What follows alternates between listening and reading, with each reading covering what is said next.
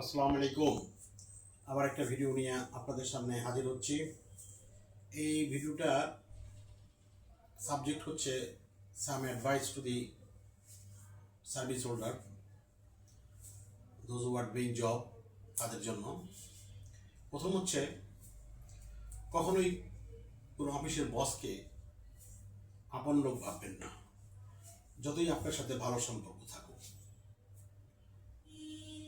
Official সম্পর্ক officially হবে, এটা কখনোই পার্সোনাল হবে না। Always remember it.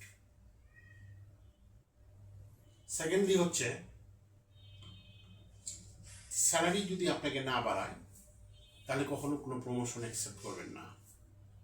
এটাও এক ধরনের politics to the employee by the employer.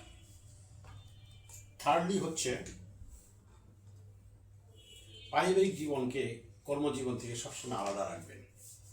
অর্থাৎ অফিসের কোনো জিনিস সবসময় সব পরিবারে শেয়ার করবেন না, আবার নিজের পরিবারের কথা অফিসের কলিগদের সাথে আলাপ করবেন না।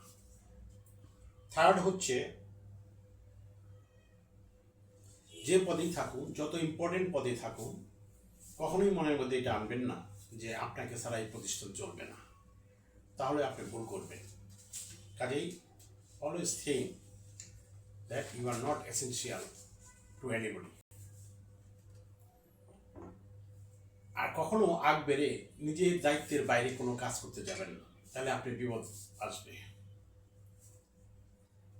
ফিফথ হচ্ছে, একই পদে 4 বছর থাকার পর যদি আপনার প্রমোশন না হয় তাহলে আপনার চাকরি চেঞ্জ করার চিন্তা করতে হবে। এবং দীর্ঘদিন আপনি একটা অফিসে আছেন, এটা মনে করবেন না যে সব কিছুই আপনি বেশি জানেন। কারণ এই ধরনের অ্যাটিটিউড যাদের থাকে তারা হঠাৎ করে চাকরি হারায়। এবং লাস্ট হচ্ছে, অফিসের কোনো কাজকে পারিবারিক কাজের থেকে গুরুত্ব দিবেন না, পরিবারের কাজকেও সবসময় গুরুত্ব দিবেন।